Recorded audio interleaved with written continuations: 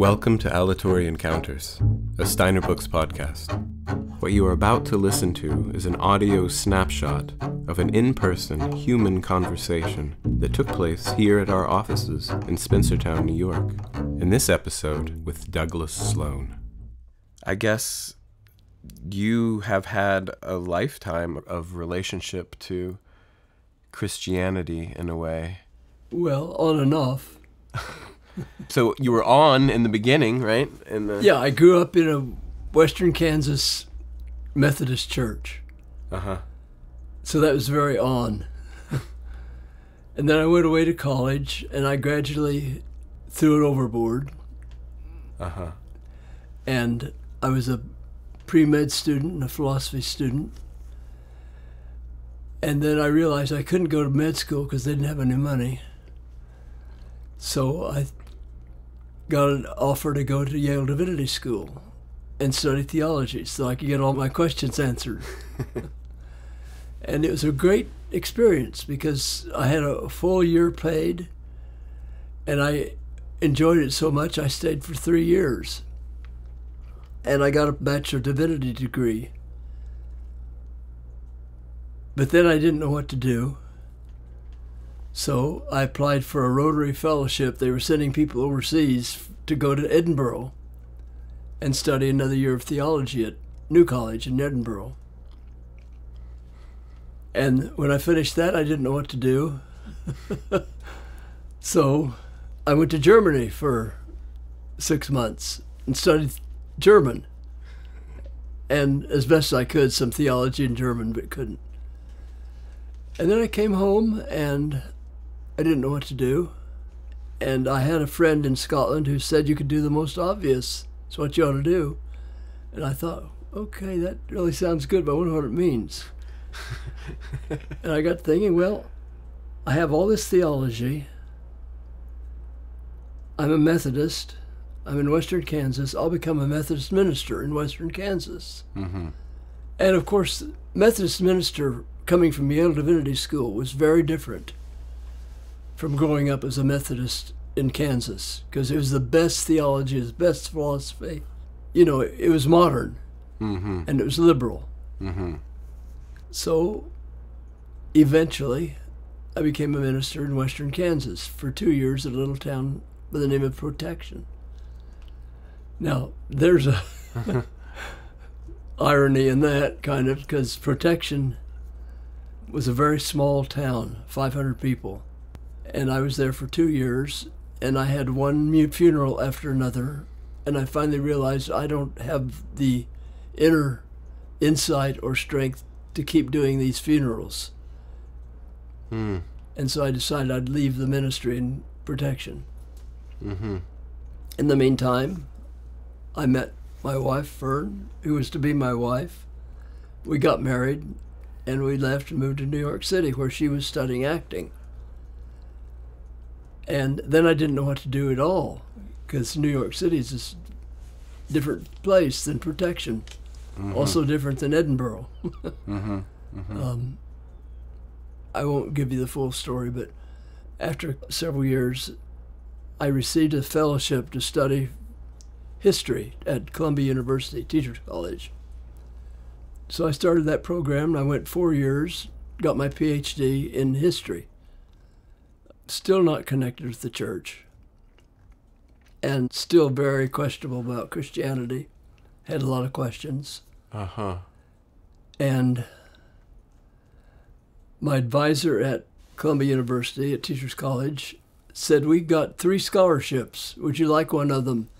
It'll give you 4 years of study. You can get your doctoral degree, and everything's paid. I ran out and called Fern and told her about it. Should I do this? And she said, what are you thinking? So I ran back in and said, yes, I'll take it. And I got my PhD in 4 years at Columbia studying history and education. Mm-hmm. Meanwhile, academia got pretty boring for me. It was pretty abstract. It wasn't engaged in the way that I wanted it to be. And I started looking around, And I read a book, picked it up by accident. A man referred it to me, by Owen Barfield. Now, does Owen Barfield ring a bell? Of course. Okay, he's the leading English anthroposophist and lawyer and friend of the famous study group in England. The Inklings. Inklings. C.S. Lewis and That's right. And Tolkien. Yeah. Yeah. And so I read Owen Barfield, and it was very, very important. Uh-huh. Meanwhile, though, I was taking a course out in Spring Valley from, you have a book by him here, and I'm blocking on his name. Anyway, he said, I understand you were a Methodist minister. You might be interested in the Christian community. Mm-hmm. I said, oh, no. I left all that behind. But I thought, well, I'll go. And I went expecting a little circle of women, or maybe a man or two, sitting around studying the Bible. Uh-huh. And I almost knocked my socks off when they came out in their vestments and with incense and with a ritual. And that kind of did it for me. And I really connected with the Christian community in New York City. Uh-huh. Ran home and told Fern, dragged her down there with me. And then we gradually became more and more members of the Christian community, which then led the way to establishing connections with anthroposophy. I see. And there was a society in New York, and I got connected with it through Fred Paddock, who was the librarian down there in the Anthroposophical Society. Mm-hmm. So it was anthroposophy and the Christian community that helped me rediscover the Christ in a really deep, meaningful way. Mm-hmm. And then I began to get more and more involved with Waldorf education because of anthroposophy. Mm-hmm. Mm-hmm. So I kind of went in two directions. I went with the church in New York City, the Christian community, and also with the school. I began to make connections with the school and learned more and more about how Waldorf education is also deeply Christian, without always the name, and in a meaningful way.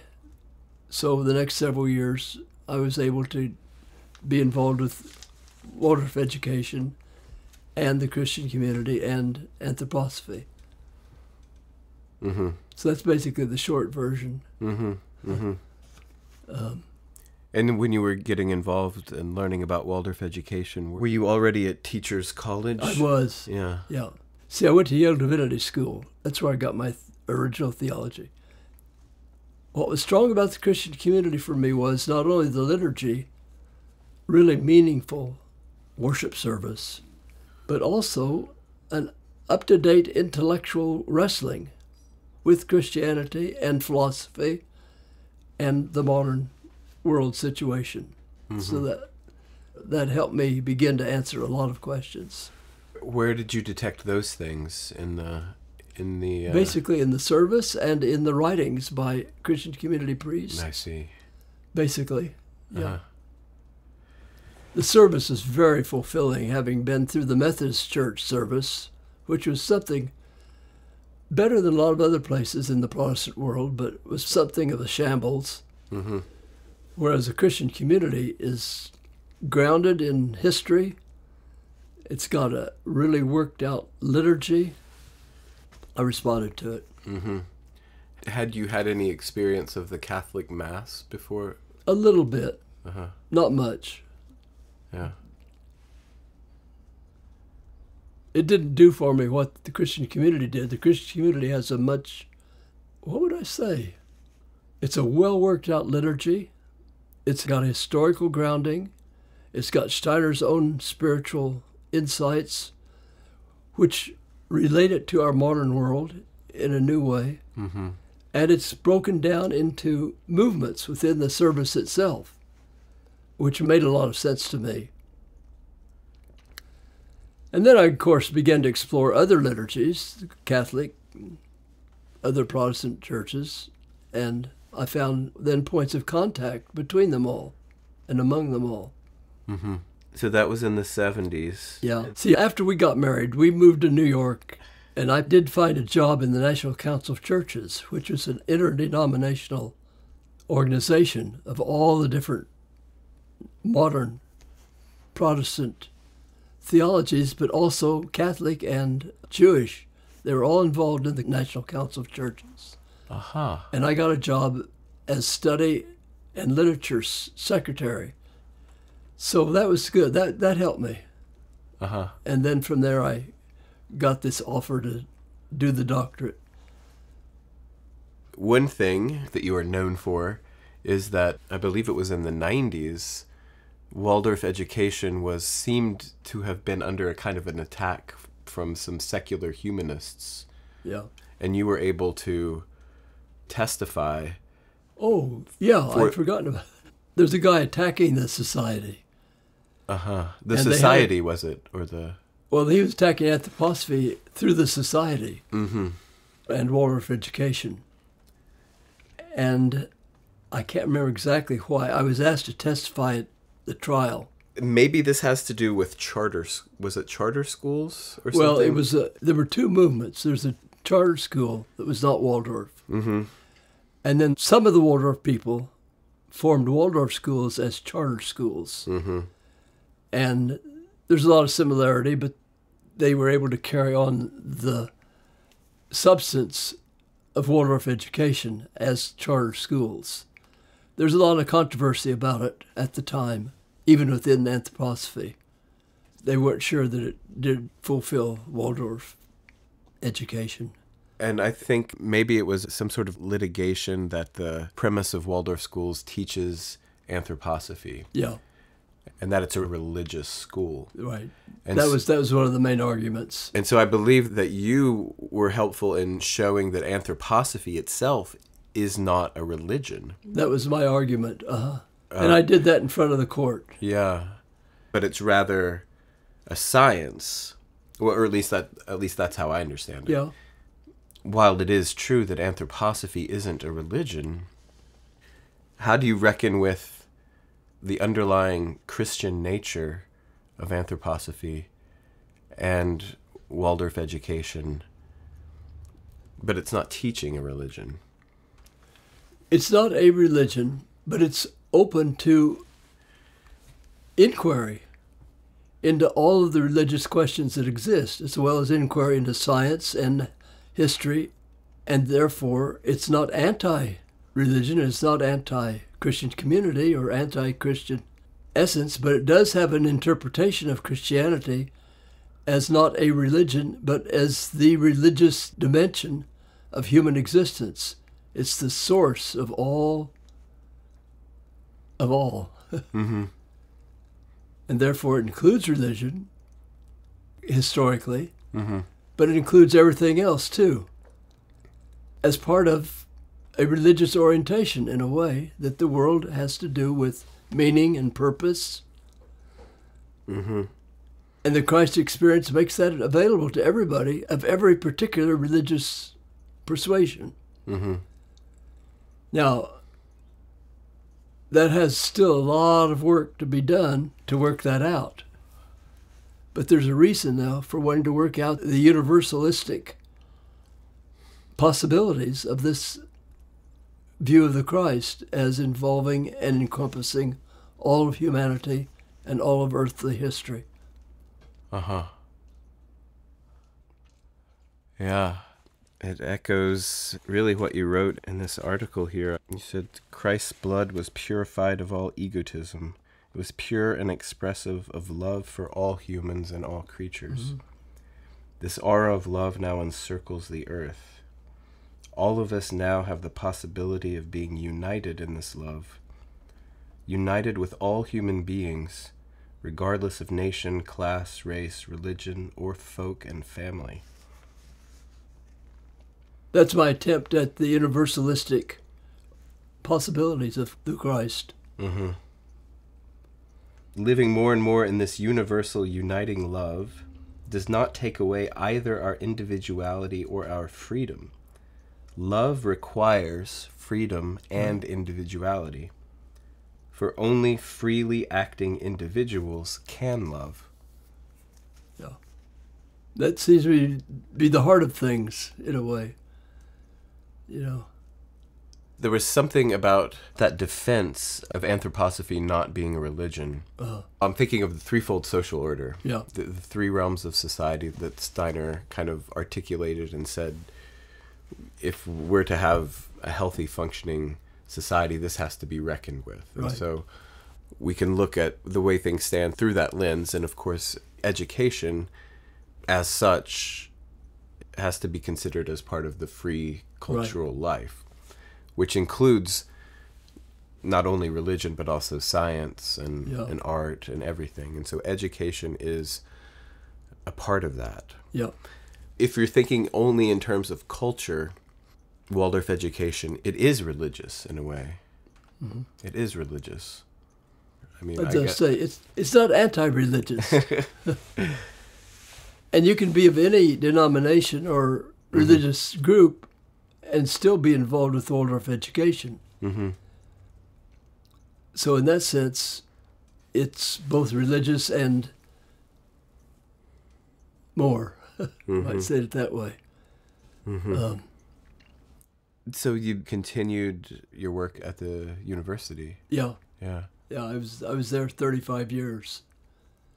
You see, anthroposophy is such that it'll speak to many different historical movements and strains and ideas. So it was quite easy for me to weave a lot of anthroposophy, not in a dogmatic way, but as an intellectually valid approach to many things in education. Mm-hmm. So I didn't hold back from weaving the two together when I was teaching. But I don't think the students would have ever known what I was doing in that sense.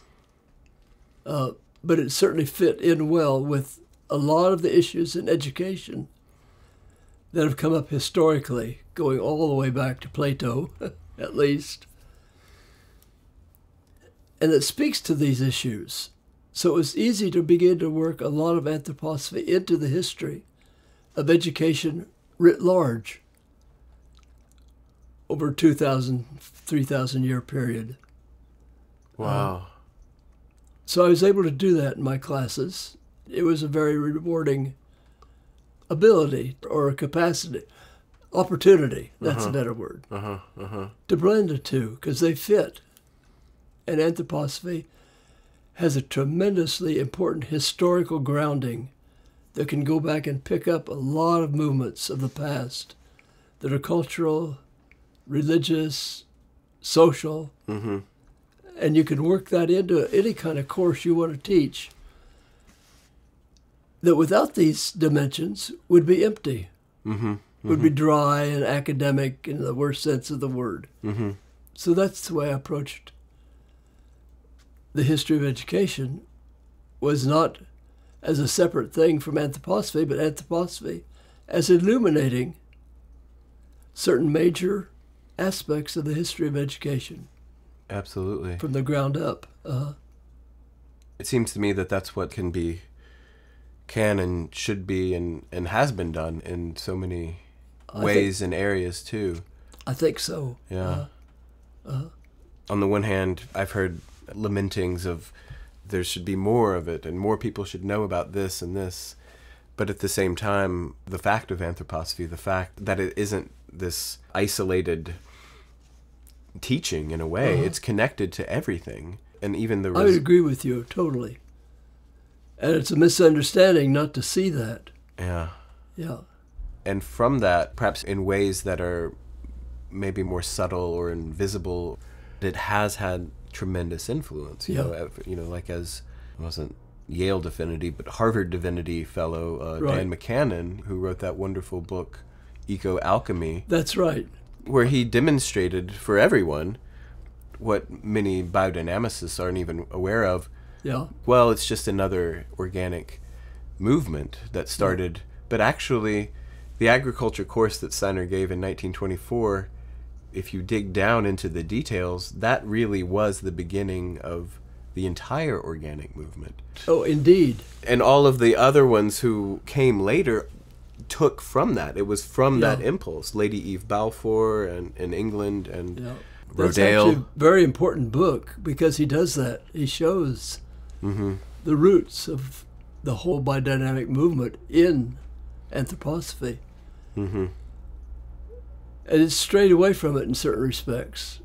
And so he calls it back to its origins. That's interesting, too. You were teaching students who were going to go out and be teachers. Yeah.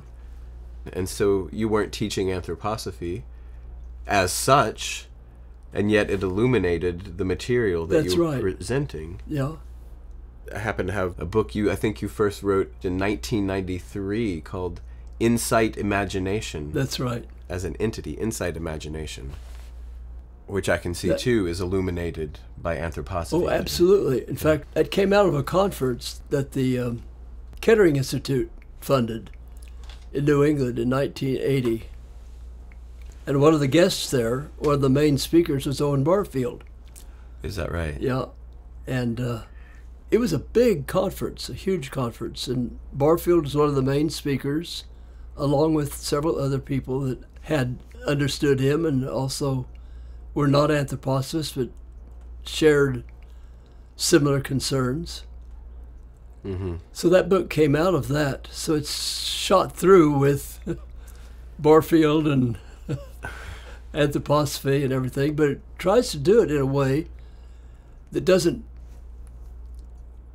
separate it off in a category by itself, but as part of the whole human experience. Anyway, that's the way I like to think that it tried to do anyway. It seems to me that anthroposophy is for everyone, and to see it as a reserve of special knowledge that needs to be cultivated, and every degree and age should be involved. Yeah. Now, it's a pity when sometimes it's clung to in a narrow way, which runs really counter to its whole impulse. Which you would bring it back to what you said about Christianity too. I mean, one of the great and wonderful and inspiring truths of it is that it is for all of humanity. Yeah. It is for all of the earth, literally. Yeah. And life on the earth. So it kind of frees one up, you don't have to be in a sect apart from everyone. That's right. It illuminates wherever you find yourself. Yeah. And that's why I think Steiner affirms this really in his after-death experience descriptions of how all the different historical religious positions have truths in them that need to be affirmed without in any way cutting yourself off from everybody else. And I think that's one of the things that anthroposophy could strive for, is recognizing the truths in all the different religious positions without saying, that's all it is. No, there's more. But I think you've put your finger on a very important aspect of it, that it connects with all the human movements and positions. Human in the best sense.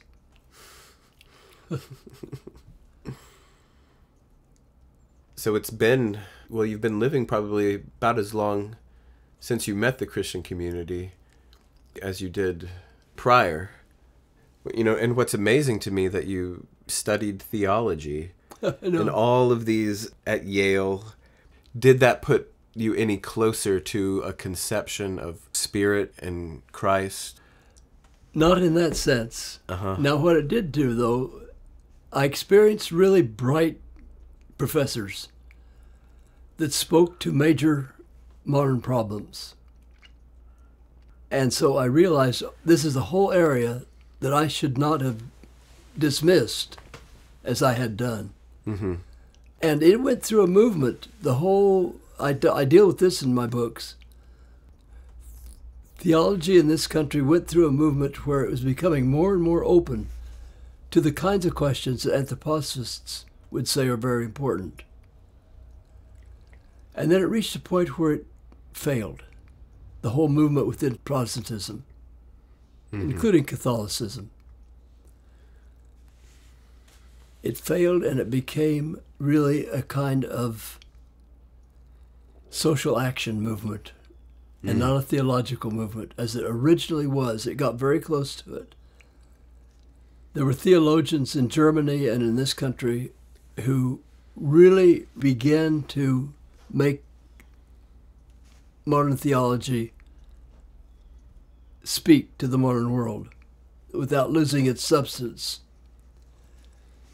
Karl Barth, Rudolf Bultmann, a number of leading theologians. But then that whole movement shrank, and then it became social action. Mm-hmm.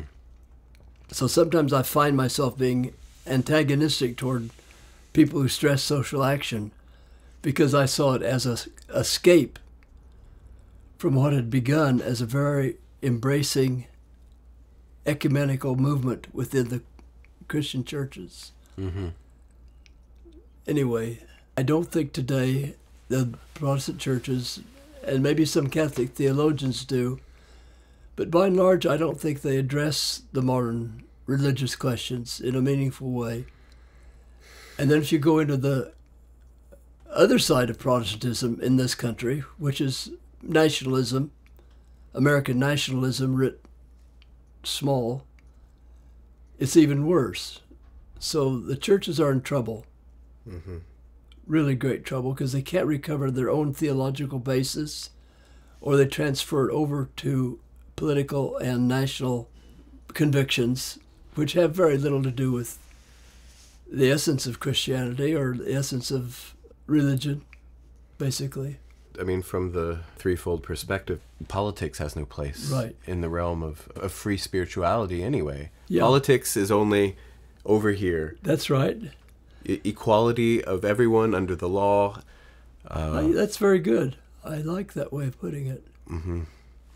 So then how necessary is the church? If people are leaving the churches for various reasons, or that the teachings in the churches is not meeting the deep spiritual questions that people have, even people who would be or are drawn to Christianity. So on the one hand, anthroposophy is the answer, but maybe not anthroposophy as such, but anthroposophy as this universal aspect that you alluded to earlier, in that there's a relation. I mean, everyone who's a human being has a relationship to anthroposophy in my mind. Yeah. I mean, because you're a human being. Yeah, I mean, I agree with this that. Is, everything is an open secret now. Yeah.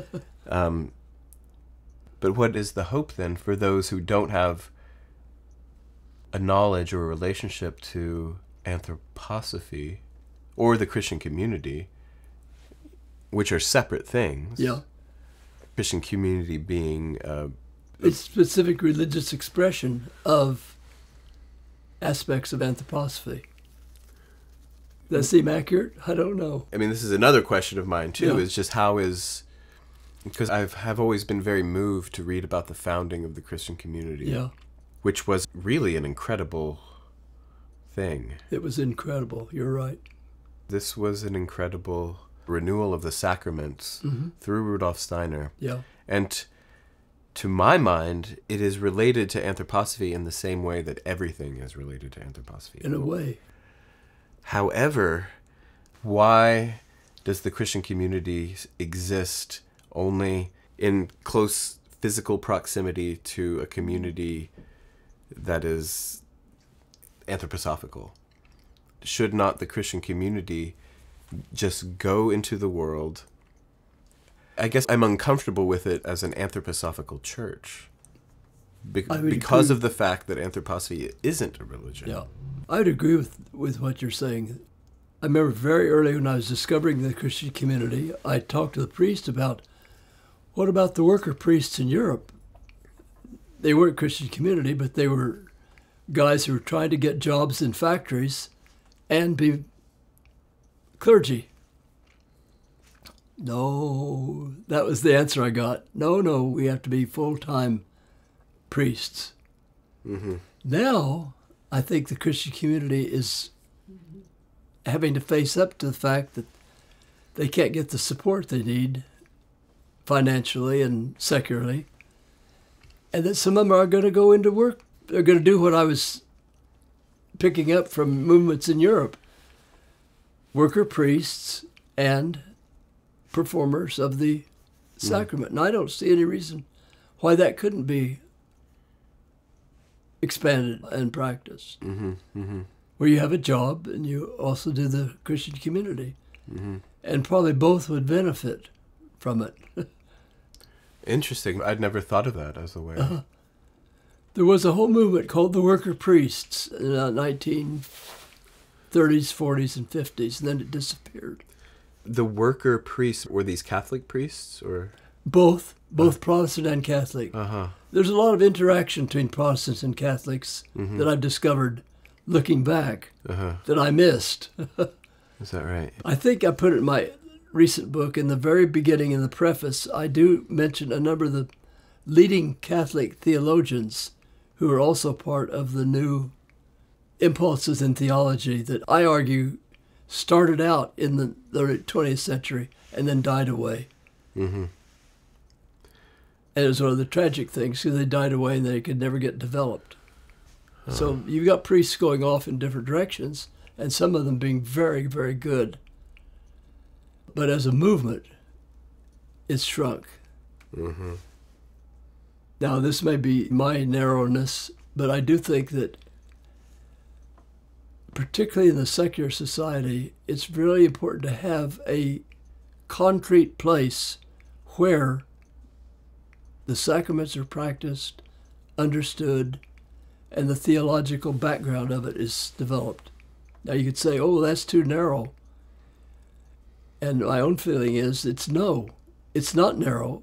It has all kinds of implications, but it's got to be there. Otherwise, there's nothing there. It's a vacuum. You have to have something that's intellectually concrete. Put it that way. Is that a possibility? Intellectually concrete? I don't know. But if we don't have that, then everything evaporates. That would be my argument for the Christian community and for anthroposophy, in trying to be as clear as it can about its basic understanding of the world and of human beings. And if we don't cultivate that basic understanding, then it will evaporate. And you see it all around you today. It's all secular stuff that floats but doesn't really address anybody's real problems and real understanding. It's a kind of floating cloud. Yeah. Spirituality today. And it's drying us out. That's my feeling. Yeah. I try not to be dogmatic. On the other hand, I have a high regard for dogma because it's a way of thinking through and experiencing the non-dogmatic in a very specific, particular way. And without dogma, it gets lost and it starts floating away and disappears. What would you give as the definition of dogma? Well, I would see it as the attempt to come to clear intellectual formulations about the meaning of faith and the meaning of the world in relation to the faith project. That's right. I'm trying to redefine dogma a little bit. Yeah. Well, that's good because it mostly has a negative connotation. It does, for indeed. People now. Yeah.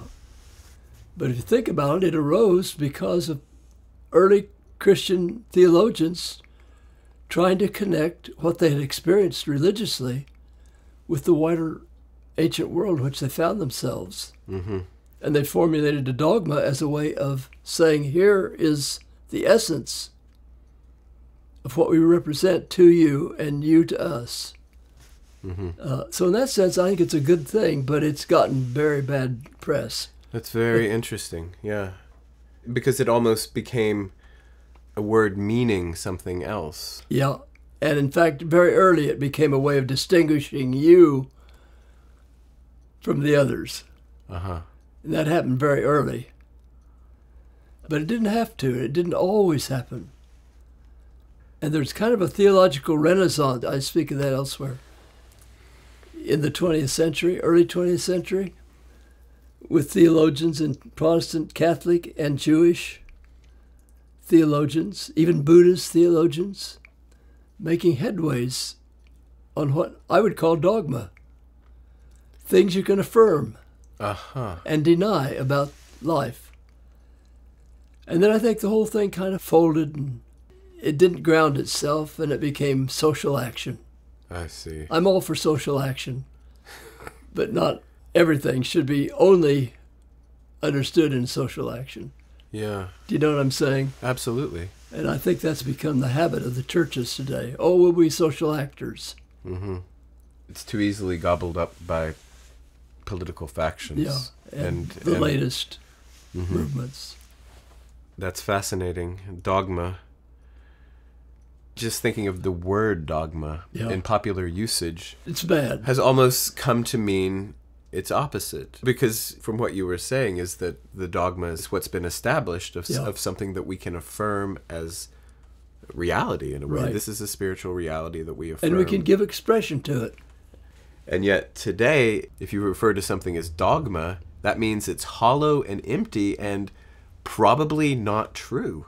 Probably not true, and also very impulsive, inserting itself onto you. Or yeah, I agree, and I probably be careful ever using that word. I mean, if you can look at words as objects or as conceptual objects, then that's actually shed a whole new light for me. That's good. On my understanding. That's the way I would approach it. Yeah. I guess this is part of the point, is everything that we talk about, it isn't just between us in a way. That's good. It also has an effect, which is what I was trying to articulate earlier about the influence of Steiner and his work on the world. Yeah. With the organic movement, for instance. Right. You know, there's so many good impulses or emanations or insights or light that waft out from these lecture halls in the being and the bodies of the people who go out and do things, who live their lives and who raise their children, whether or not they, go to a particular school or not. But because it's life, because it's a teaching that is alive, it goes out and it grows and it moves. Medicine, politics, education, agriculture. And so, in that regard, despite the sometimes negative aspects of our time, and which are very real, that there is hope. And part of that hope is, what you pointed to, is that not everything dries up and floats away in a cloud, that there are places and there are people who gather together, more than one. Yeah, I think that's really important today. And deal with reality, whether you call it a dogma and it's a bad word, or whether you call it spiritual reality and it's a good word. Yeah. That we can cultivate these. That's good. You give me some ways to think about it and articulate it. That's great. You just referred to your latest book. Did you write a book since Redemption of the Animals? No, that's the recent one. Yeah. So what book were you referring to? Faith and Knowledge. And it came out of my experience with the Protestant attempts to update theology in the modern world, and it failed. And it's my description of the failure of modern theology to really deal with what it started out to try to do. It's a kind of modern 20th century historical approach. How close they came to really making something out of this theological renaissance and then let it drop. It's about the failure of the Protestant academic renaissance in the 20th century. Because there were really some really good people. It started, but then it piddled out. Well, I kind of document that. Okay. I haven't encountered that one yet. I'll have to get a copy of it somehow. It's not big. Well, maybe we can do a reprint. Actually, I think it might be interesting. And it does reinstate one whole group of theologians that have been ignored a lot. The Chicago University theologians, who are Alfred North Whitehead students. And they have continued to really think theologically in a substantive way. About the only ones that I know of who've done that. Of course, I may not know of enough, but I know that they have tried this. David Ray Griffin is one of them. Mm-hmm. John Cobb is one of his teachers. Mm-hmm. Griffin and Cobb represent one group that's maintained some theological integrity and insight and intellectual social critique that comes out of theological grounding. So I give them a nice big chapter in that little book, because they're exceptions to the rule. Mm-hmm. David Ray Griffin seems like someone who's definitely very devoted to the truth. I agree. Yeah. He died recently, you know. Yeah. I did know that, yeah. No, David Ray Griffin is really kind of one of my intellectual heroes. Mm-hmm. Yeah, he was... As is John Cobb. I don't know what will happen to them now that Griffin's gone, and Cobb, it must be 100. Wow. Yeah. So I don't know what will happen to that movement, to that group. Uh-huh. There have been followers. There have been people that have picked it up, so we'll see. Mm-hmm. Hope springs eternal. Right. Yeah. Well, Douglas, thank you for coming. Well, thanks for inviting me. I enjoyed doing this with you. You've been listening to Aleatory Encounters, a Steiner Books podcast. You can find more about what we do, what you've just heard, and the books we publish at steinerbooks.org.